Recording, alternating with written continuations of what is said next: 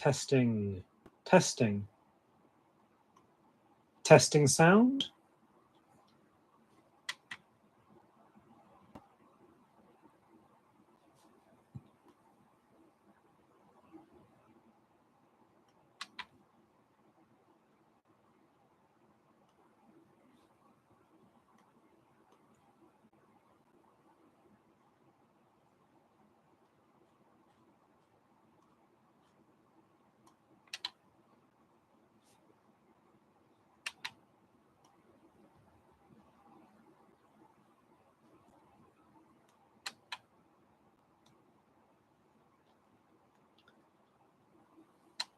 Okay, let's just start the stream.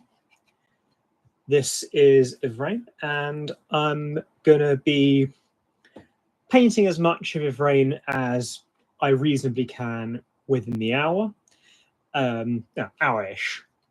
So I've got my Yvrain here, and really concerned that I'm not showing any sound. Yeah, a bit concerned that I'm not seeing any sound, but that's fine. So let's start with Yvrain's cloak. So in the pictures, Yvrain's cloak is this gorgeous purple, and I recently got this Luxion purple contrast paint. And contrast paints are glorious. So I've got here Zenithal coating. So I sprayed the entire model black, and then did a kind of a lighter spray of the contrast grey cere on top, and that just provided a bit of shading in advance. So I can just go one thick coat of the contrast paint as it is designed. And that will get in all the recesses nicely and provide shading in advance. I'm going to shout out my brother, actually, because it's my brother and sister-in-law who got me this model for Christmas after having watched my Why I Love Inari video. So that is, yeah, just wanted to give them a shout out and thank them for the model, because it's a gorgeous model and I really want to do it justice, which is part of why I'm using contrast paints wherever I can and wherever I own said contrast paint, because contrast is really good at picking out these lovely details when it dries, provides the shading.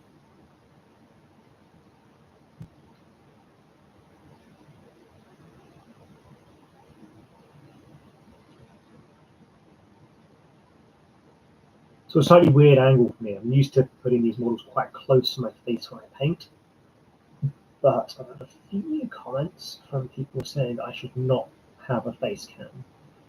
And I'm always receptive to feedback, and they were polite about it. You know, they weren't just saying, "Oh, this is terrible, don't know your face on camera." They were really respectful, and said they were going to remain subscribed to me and stuff, but they just wanted to see. They didn't want, you know, a section of the screen to always be my face, which is entirely fair enough.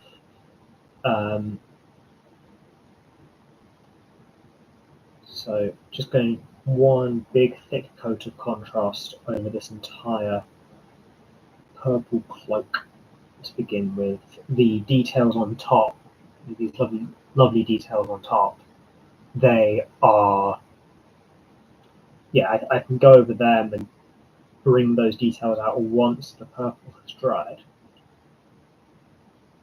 I'm not going to be painting the whole model in this one sitting, you know, so.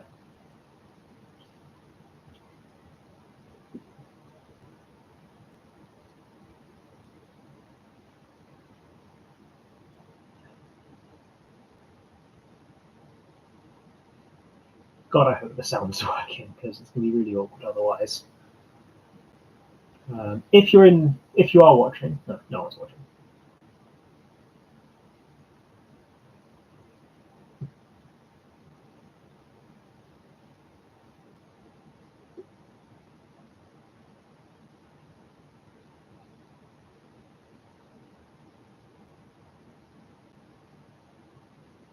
it's interesting because I'm trying to do, because I am trying to monetize my hobby a little bit here. Mostly I do these videos, and I've been doing this YouTube stuff to kind of keep myself out of my own head. I figured that Warhammer would be a nice niche for it. I find that it means that because I wanted to do painting on stream, I kind of felt like I shouldn't be painting GW miniatures on my own time. It's a bit weird because I thought I should wait for a stream. I want to paint models on the stream. I don't want to. I like the idea of doing a stream every Tuesday, painting stuff and hanging out with people. And hello viewer. Really nice for you to join me. Please let me know if you can hear anything. I'm actually going to quick pit stop and just say that in the chat.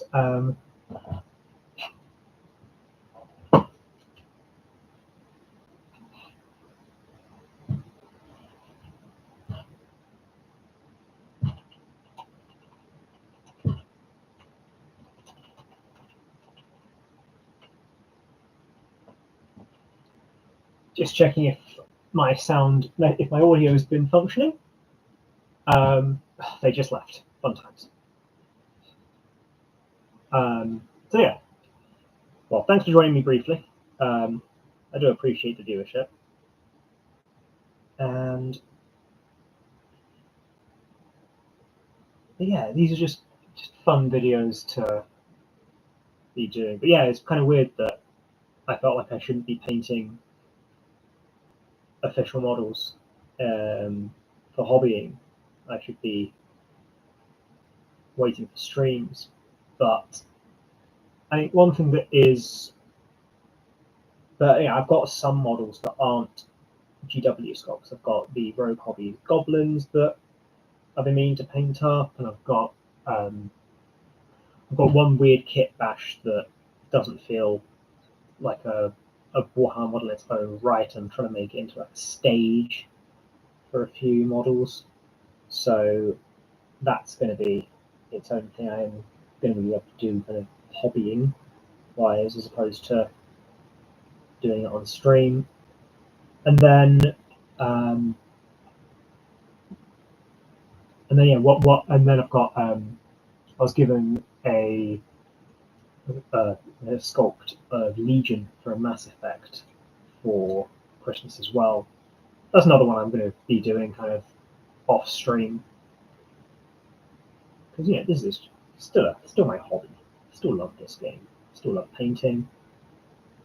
I don't play as much as I'd like to, but that's because people have lives, and I have a hard time getting out to the physical stores to play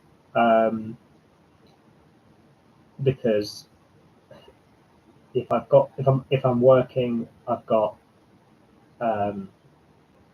if I'm working, then I'm not available when they're open, and if I'm not working, I feel guilty for going because I feel like I owe it to a shop that I'm going to hang out there for a while. I should buy something, and if I'm not working, I feel like I can't justify spending money on the hobby. But then that means I feel like I shouldn't be hanging out. I feel guilty, which is a shame because my local store is lovely, and the guy who runs it is really nice.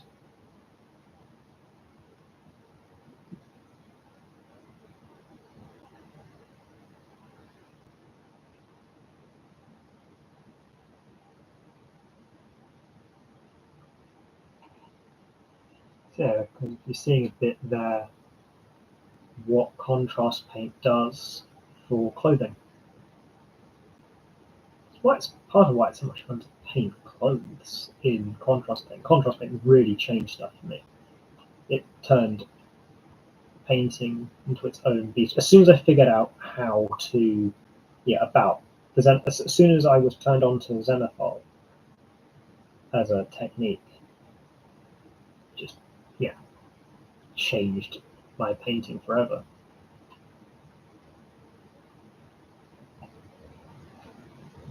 Yeah, when that dries, so that will be in a primo position.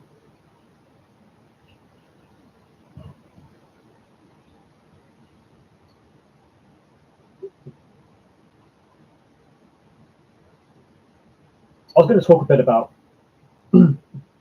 how I got into this game while I was on this stream. I was going to do it as a full Why I Love episode, but I probably still will, but just not today.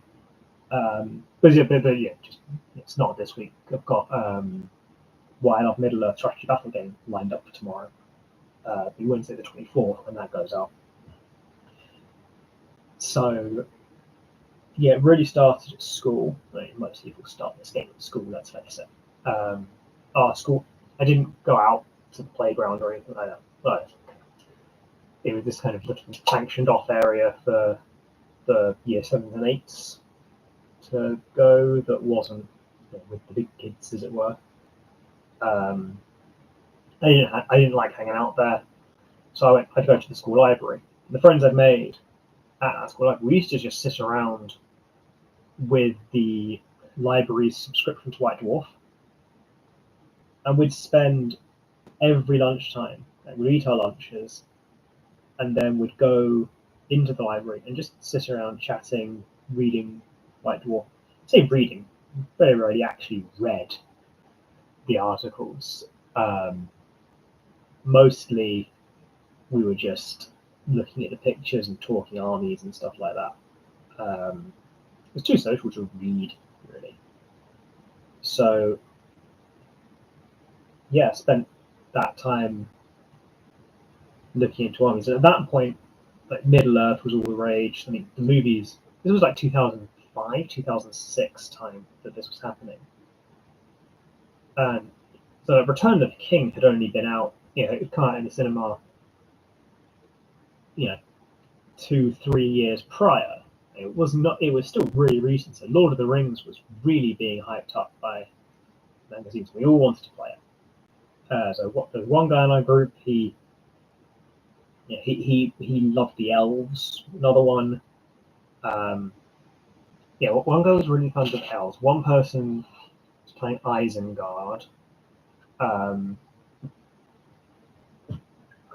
others were playing. I wanted to play Army of the Dead. All I wanted to do was play Army of the Dead. Went into the shop.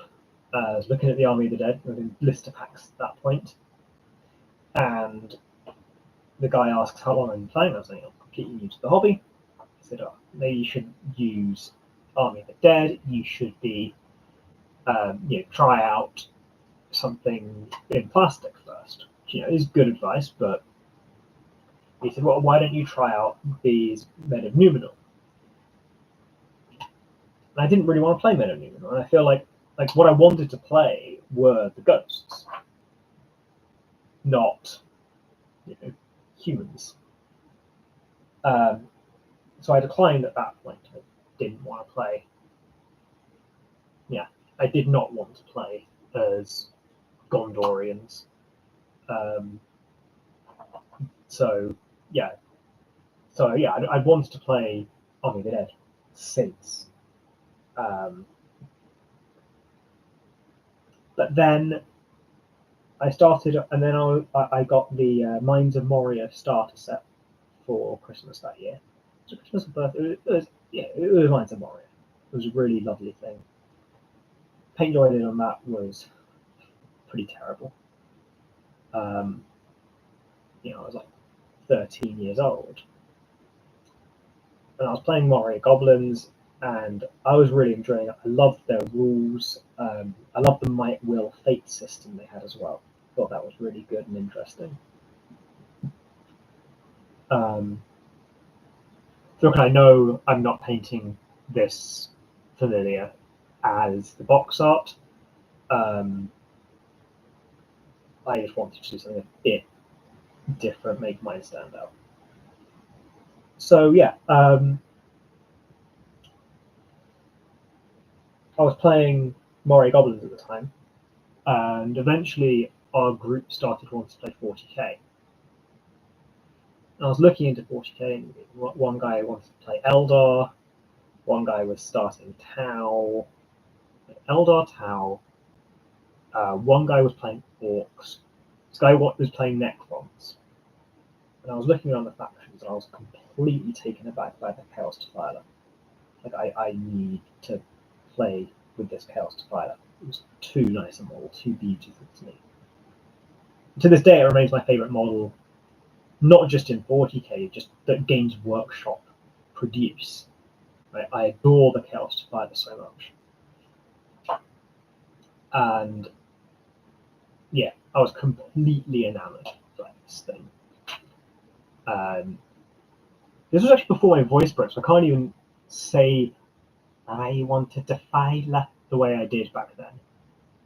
I move this going to be a bit more focus, please. There we are.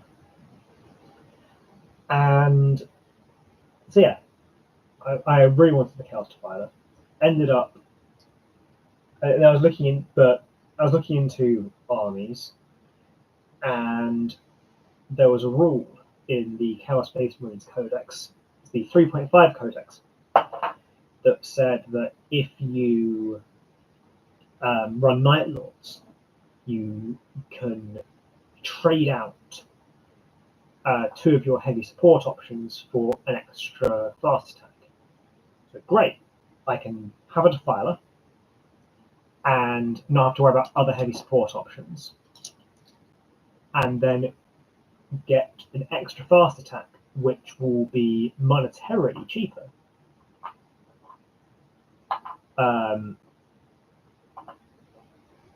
So yeah, that's what I was doing. That's what I thought wise. Yeah, ended up playing Night Lords. Really enjoyed them. Such good fun. And yeah, just kind of never looked back on the Night Lords. Left the hobby at the end of the edition because I didn't like the new codex. Got back into it, and yeah, then I found some friends who were playing. Started up, and then all my Night Lords went missing, which was not fun at all. And then after a while, my then girlfriend, now fiance, it was her brother, who said, "Oh, by the way, would you ever fancy getting into this? We're all, me and a few friends are getting into it." At that point, I didn't know any Necron players, and I really wanted to play Necrons. So I agreed, said, "Let's do this," and started up a Necron course. And yeah, 13,000 points of Necrons later, I started thinking, I'm really not good at Necrons. I'm not a good player. Maybe I should change army. But I still love the Necrons from a lore perspective, from a I love their stories, love their characters. Just not good at playing most of them. So I started up with, because actually what happened was that I had kind of 2,000 points in Necrons, and someone in our group said, "Oh, why don't you run any Satan shards? You should play a Satan shard." So I got a Satan shard, built it, painted it, and then oh no, not that one, the other Satan shard. So I got that second Satan shard. And then bit by bit, I kept being told, "Oh, why aren't you running this one? Like, why aren't you running this?" So I ended up just like collecting every Necron that GW sold, just so that I had this infinitely customizable army. This was before I realized I'm not good at playing as them. And yeah, so eventually I change army. I start off with Grey Knights with complete Paladin spam.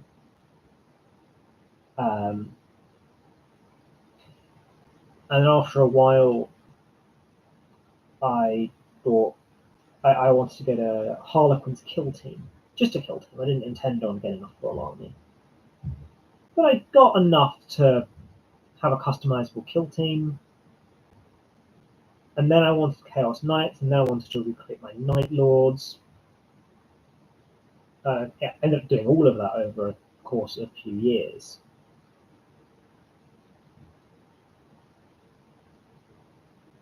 And yeah, so now I've got, I ended up getting all of the ring stuff, models I wanted to get back in the day, just never got around to. And yeah, just got this really kind of eclectic collection. And yeah, so now I get models that I think look cool. I still try and get any new Chaos Knights or Necrons that come out, which is basically what I get now. It's kind of Necrons, Chaos Knights, and then just stuff I think that looks cool. But the Inari had always been fascinating to me since I first found out about them. So, and that's mostly because of Brain, entirely because of Brain. Ignoring the memes about her, I wanted it to be,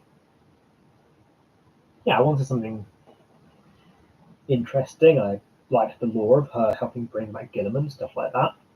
And it was just very enjoyable to fantasize about owning an Ivrain model. Let's be very specific with my phrasing there.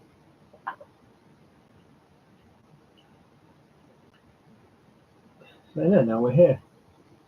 I'm going to get the picture of her back up for her face. The face scares me a bit to try and paint. Skin tones are not my forte.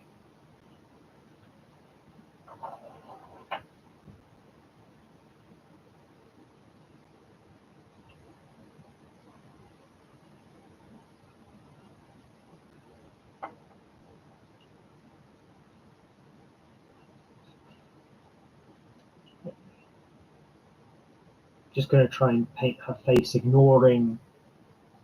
So there are a couple of kind of scratches on her face, and she's got her eyes. I'm going to try. Yeah, I'm just going to try and paint her head just with the skin tone, and I'll apply anything. I'll apply other stuff later.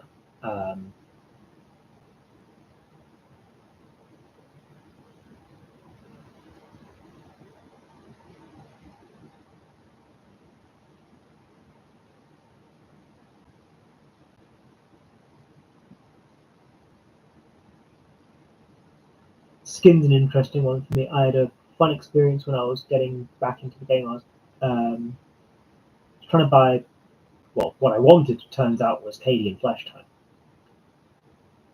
But I was only recently back into the game, and all the paints had changed names. Like, there wasn't brown ink anymore. It was Agrax Earthshade.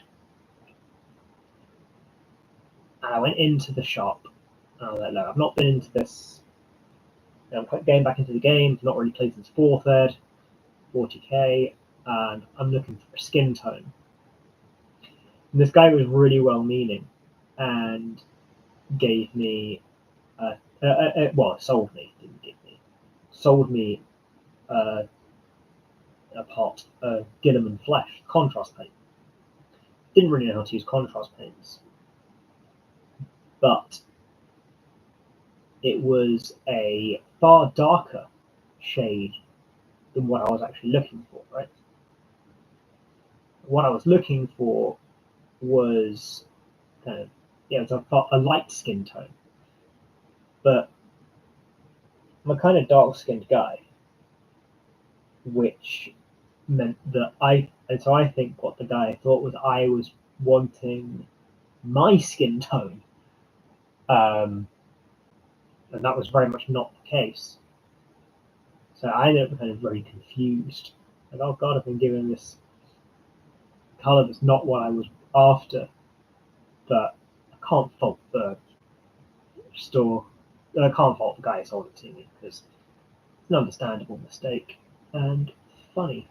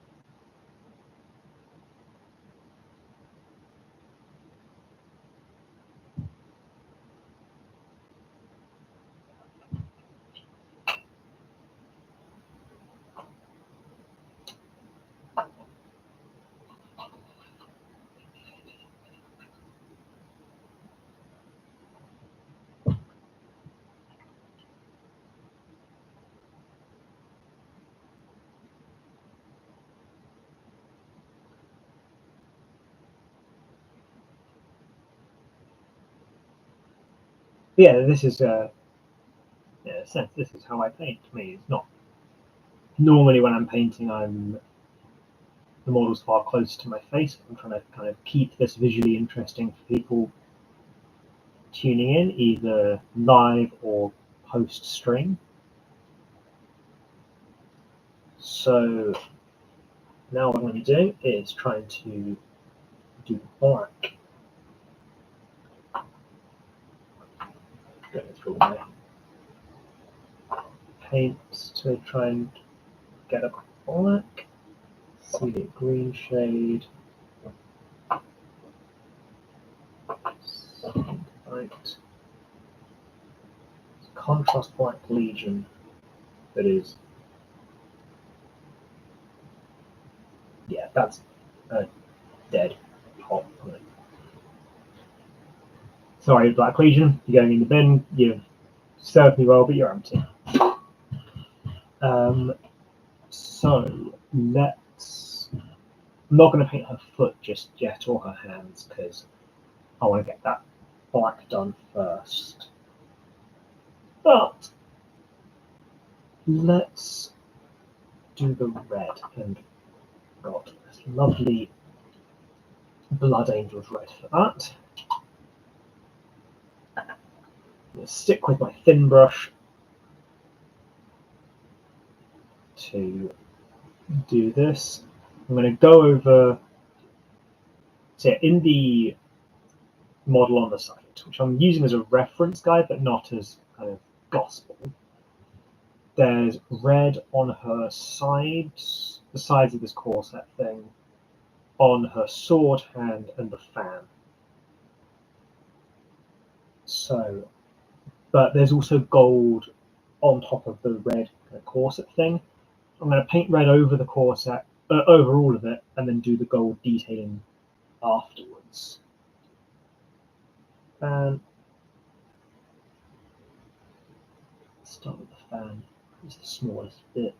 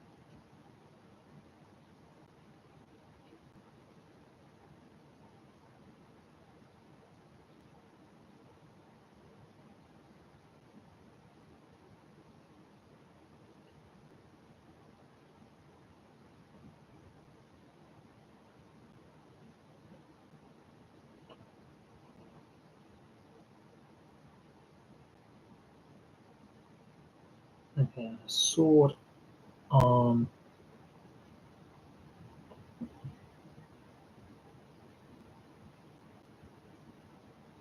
Just this front.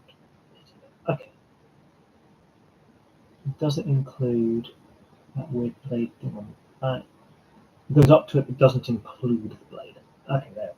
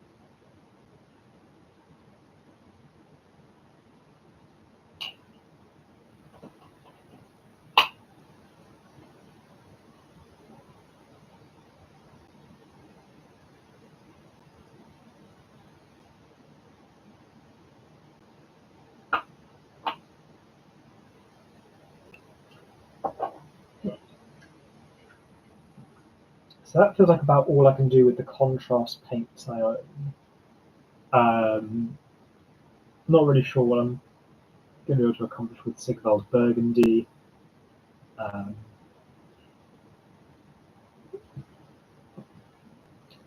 But what I can start on with her is the kind of the poofy cloth and the poofy cloth, the sash, and her head spikes.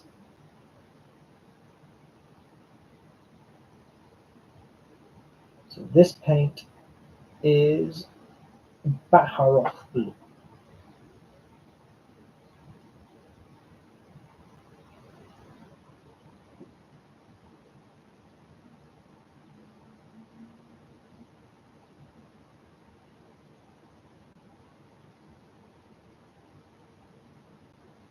I'm going to try and apply this thinly, not kind of thinning the paint, because I'm really not good at thinning the paint.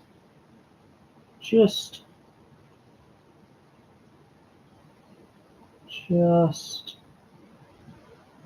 not being too thick with it.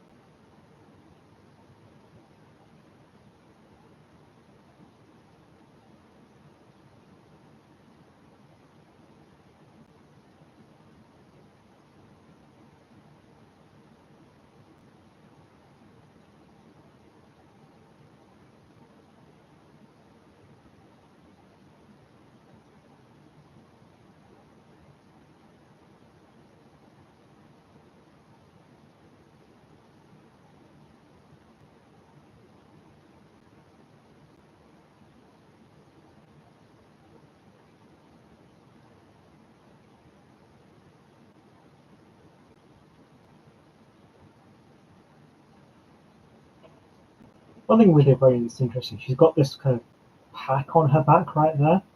It kind of reminds me of Blue Beetle a little bit.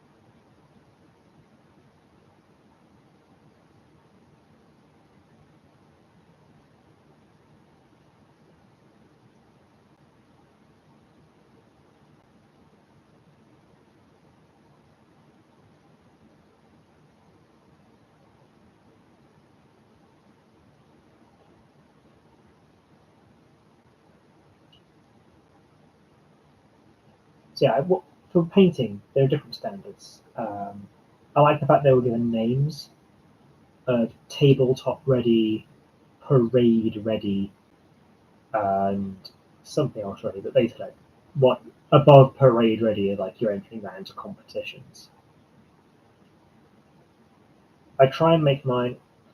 This is what I refer to as cabinet ready, where they're battle ready. They're maybe not fully parade ready, but they look nice, basically. And not just game legal, but just nice. And something I can look at in my cabinet and think, yeah, I like that model. Like, I'm not going to end up on Citadel Masterclass anytime soon. I'm not going to be giving painting tutorials. wanted to paint on stream to kind of hang out a bit with people and chat Warhammer while having a constructive way and dedicated time, I guess, to paint. I don't feel like I get to paint enough. I mean, who does? Most people have a backlog. I didn't used to. I didn't used to have a backlog. I used to buy models, paint them, and only when I'd painted the models would I buy more. And then I remember it was that first lockdown, and they were saying, "Oh, yeah, get round to painting your Pile of Shame." And I really wanted to paint because, I really wanted to keep up with the hobby. I still wanted to do stuff. And they're like, "Oh yeah, paint what you have." I'm like, well, I don't have anything on the paint pile. So yeah, straight up, didn't have any to paint. So then I created a bit of a backlog, but that was like a 200 model Pile of Shame. And eventually I got through it. I eventually got through that 200 model Pile of Shame. I used to call it the carefully created backlog. I didn't like the term Pile of Shame. I find it funny now, but I also appreciate that it can be a bit dehumanizing. Not dehumanizing. Shaming. Yeah, I think shaming is the right word.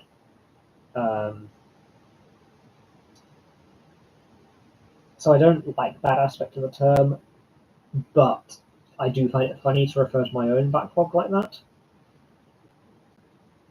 And yeah, my current backlog consists of This Eve Rain, 2 copies of The Red Gobbo, the new Oracle the Diviner, the new Necron Overlord, the Translocation Shroud, the new Imhotep the Stormlord, a Sororitas Immolator,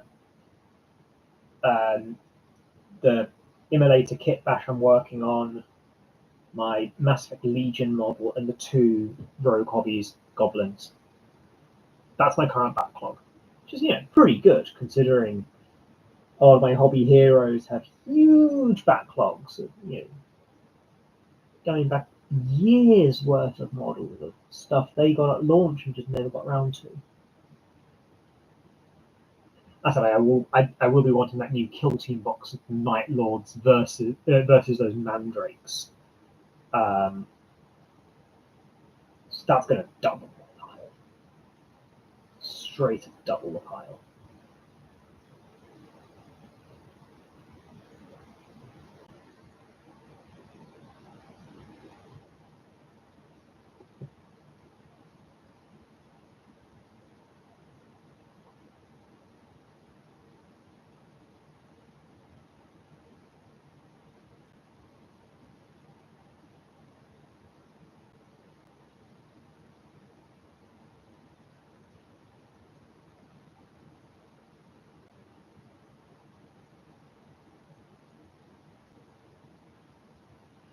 One thing that's a bit weird is, despite the standard I hold myself to, I do try and make every model better than the last one I painted, or use a technique, do something different to improve my painting. Try and do that with every model.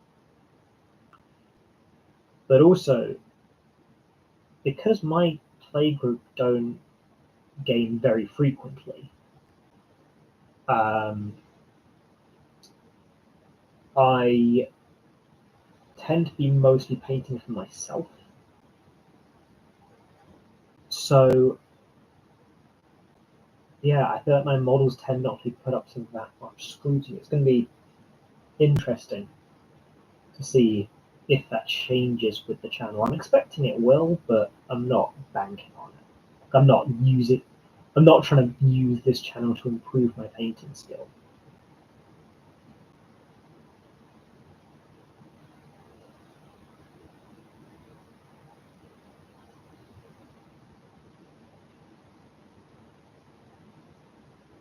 When this blue dries, I'm gonna I might not do it on this stream, but what I'll be looking to do is to try and wet blend some white into it so that it looks paler at the tops. And then have do the gold detailing and do those soul stones. But before I do the soul stones, I'll be going over the Warhammer Plus tutorial I did for gems. See what techniques from that I can carry across.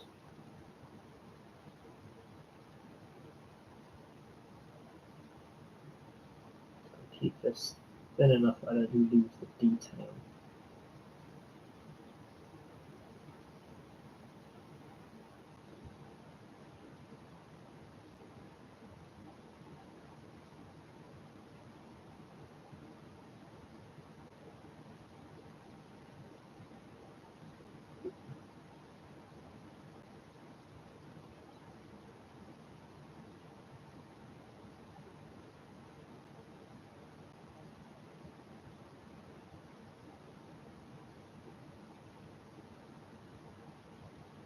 I was kind of tempted to paint the Lynx thing in red to look like the comic version of the Lynx from Watchmen. Decided against it because I like the cooler colours contrast very well against Igraine herself.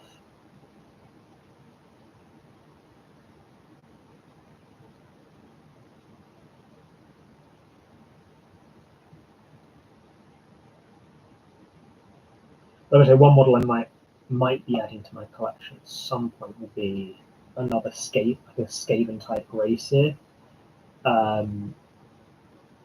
Because basically the Master Molder isn't a legal general for the old world. But then Skaven aren't even officially supported for the old world, so might not do that. That leaves some really interesting paints, like Gorgrunter fur and stuff. They're really good for contrast paints.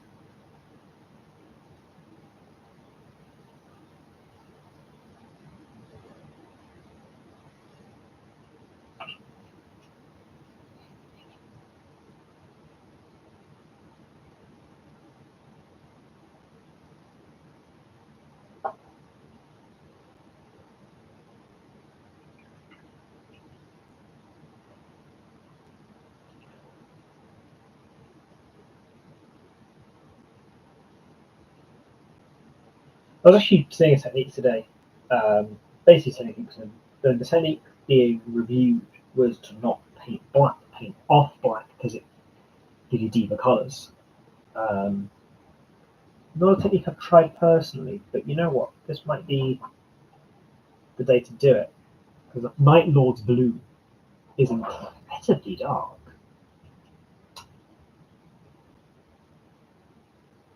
And I think it will look nice on her kind of torso and leg clothing as an off black.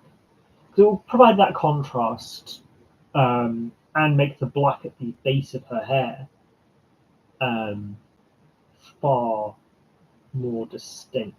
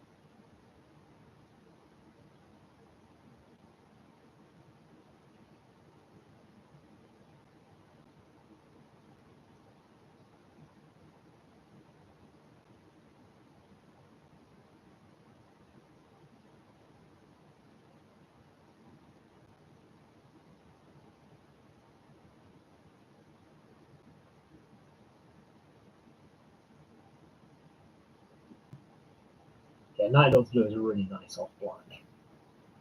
Yeah, lovely off-black Night Lord's Blue.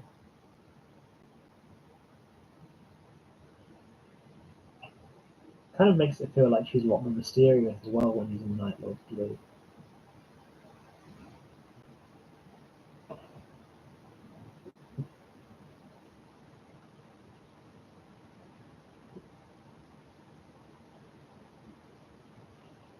I think next time on stream, I'm going to try and do more of the details, the metallics, the details on this model.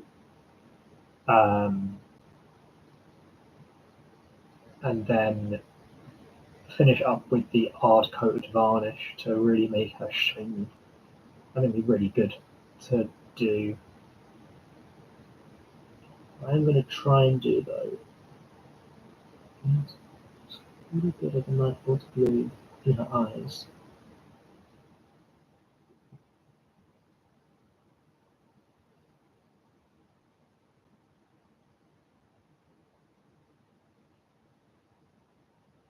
Just to provide some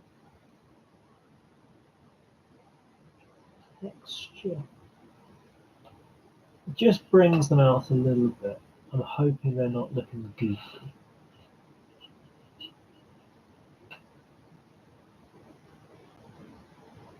Camera does not want to focus.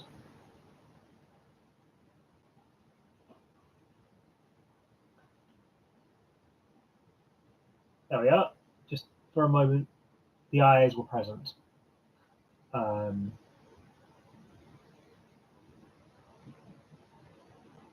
Yeah, I like the idea of her having really deep eyes. Just feels like it suits her lore quite well, to have deep eyes.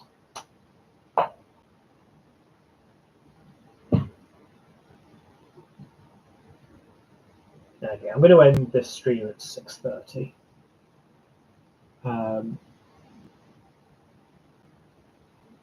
If you're watching this after the fact, I hope you enjoyed it. Sorry, I've gone silent a few times. But hopefully, as I do more of these streams, they'll get better and more interesting. And hopefully, at some point, we can chat during these streams. That'd be nice. Well, if it turns out my sound hasn't been working, I'll be very embarrassed.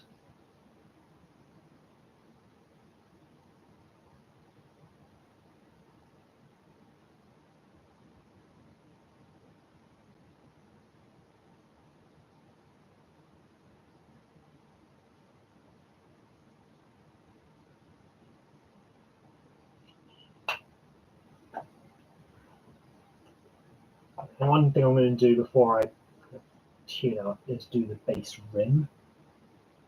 Not going to do the base decoration yet. I'm planning on doing snow for that. Got a really fun technique for snow, actually. Kind of like spring snow that's just melting. But if rain deserves a nice gold, and I think I'm going to have to dig out gold from Lead Belcher.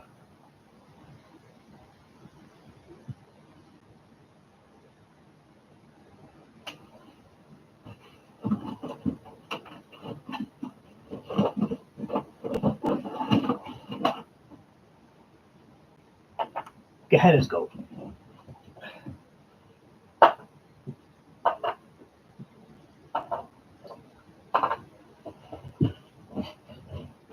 Is the Gehenna's gold any good? God, I hope so. God, I hope the Gehenna's gold is good. I'll get out a different brush for this. Let's get out this brush. Bit pastier than I would like, so adding some water. I feel like I should use this special Games Workshop thinning stuff for this, but to be quite honest, water's always done the job just fine for me. So let's do the base room. Nice ethereal looking gold, denote that this is Yvraine and she is special.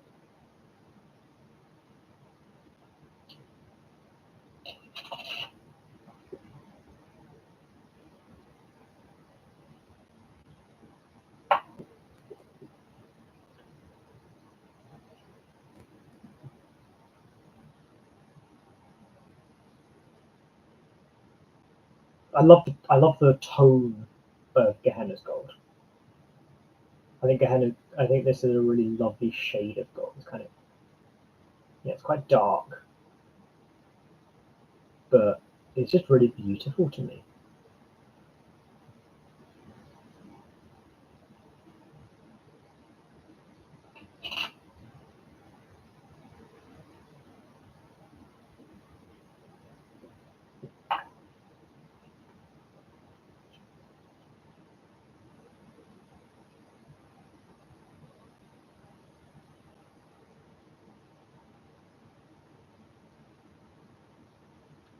I saw someone recommend the technique for doing base rims to just pick your color, go around the whole base twice. And I find that's a technique that works for me. So much of painting techniques is just what works for you. That's the thing.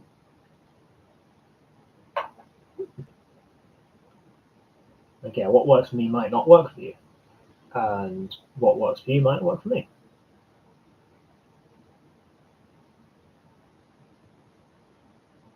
I mean, ultimately, the hobby is just like fun, isn't it? Like, you want to have fun and facilitate fun. That's the other thing. You know, it's having fun, but not at the expense of other people's fun. You want to create a nice, welcoming environment.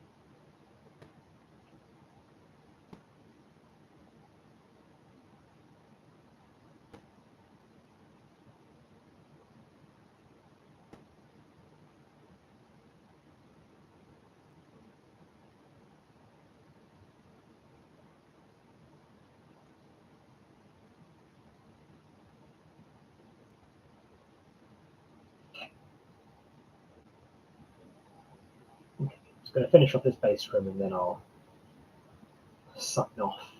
Yes.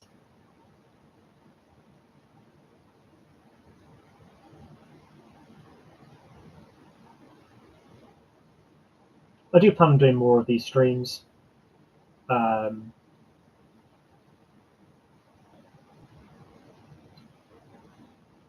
yeah, they're fun and it's nice. Like I say, it's nice to have a constructive place to paint.